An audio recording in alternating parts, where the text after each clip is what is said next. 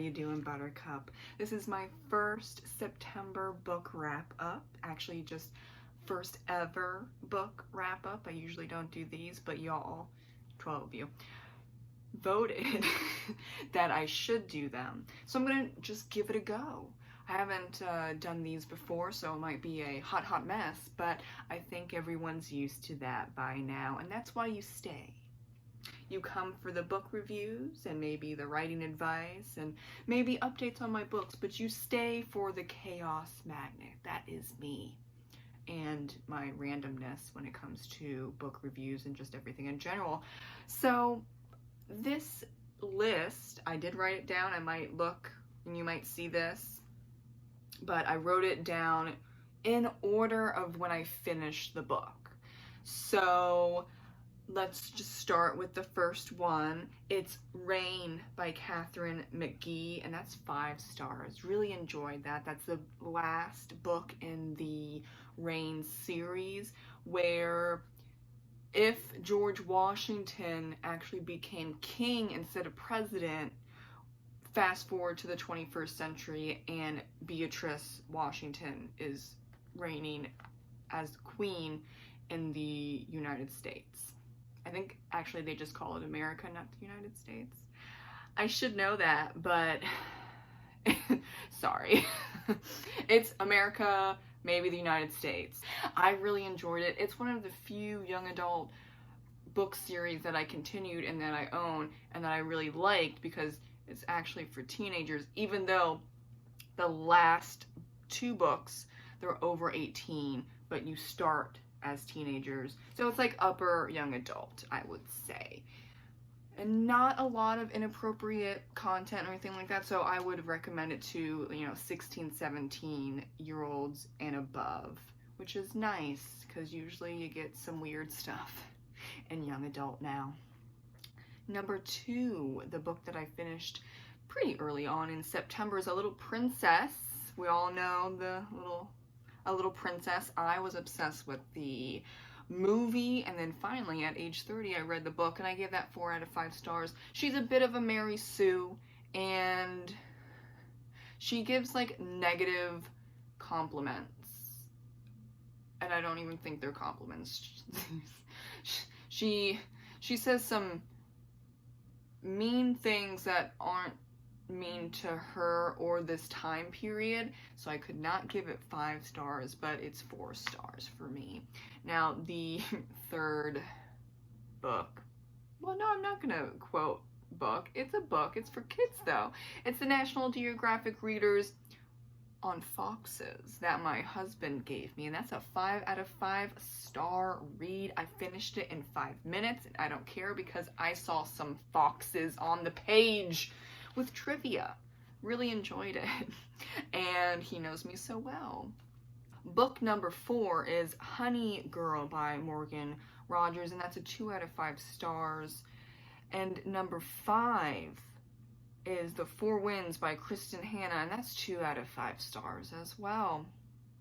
Number 6, Wintering by Kate Moss. I did not finish that. I didn't even get 100 pages in, so I did not rate it. And those were little library books, not library books. Those were little library books I got for free, and I returned them post haste. And I hope someone else is enjoying them, because those 3 books were not for me. Did not connect whatsoever. And for Wintering, the use of flashbacks, that was a lot. I could not even get to 100 pages. So if I don't get, like, I think that book was 300 pages or less, maybe like a little bit under. Yeah, if I don't get to 100 pages, I'm not going to rate it. Especially if it's like, let's say it's 250 pages of a book and I only get 30 pages in, not rating it. Depends on how long the book is, of course, yeah, but for Wintering, no. I just sent it back to the little library. Number 7, Paddywhacked, The Untold Story of the Irish-American Gangster by T.J. English. That is not rated, but not because it's bad. I usually don't rate nonfiction books. Sometimes I do.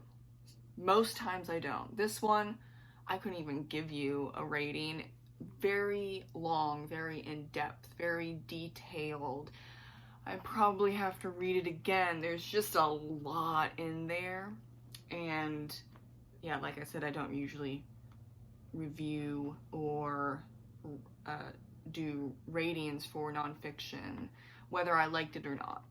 Sometimes I will, though. So don't come at me and say, oh my god, I can see 5 nonfiction ratings on Goodreads.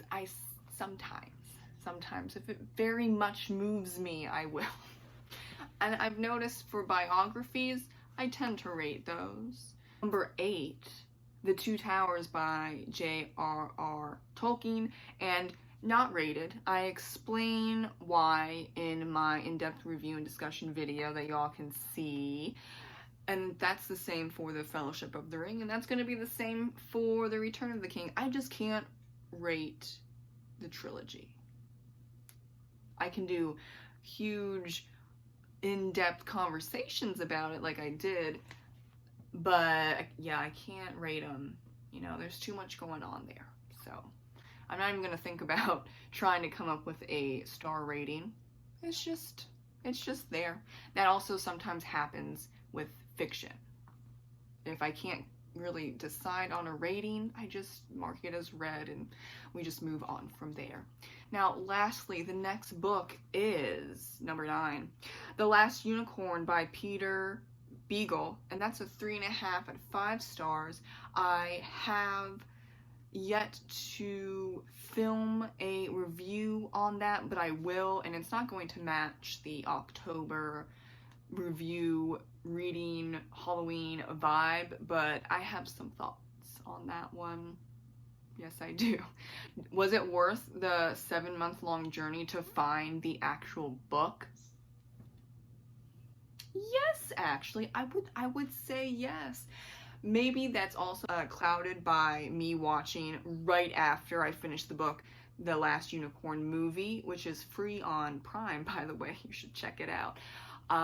Adored that as a child. So I think there's some movie nostalgia, happiness coming in for the book, even though I never read the book until age 30, but I grew up with the movie and I was obsessed with it. So I think that might be what's going on a little bit there. It should not have taken 7 months to find the book, but here we are. I own it. I'm gonna do a review on it, and just look out for that. So I read 9 books, only a few of them I enjoyed in September. That's why it's kind of disappointing. However, the little library is a hit or a miss, and I didn't lose money and not really even energy or time. I don't think, maybe you could say, because 2 of those books were 2 out of 5 stars, and then I couldn't even get past 100 pages for wintering. That might be time and energy not well spent, but I don't necessarily think that for most books. I would actually say 90% of books, even if I don't particularly connect with them, you really have to annoy the hell out of me, and that's rare, to say that I wasted my time. I have a couple of books that come up in my mind, and it's none of those that I read for September. I'm excited for Spooky Scary Skeleton TBR. I'm sure you are as well. I mean, come on, who wouldn't?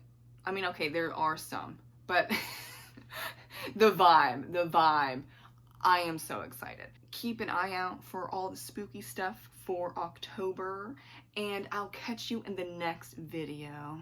Bye. Have a great rest of your day, and keep reading, keep writing, keep doing what you love.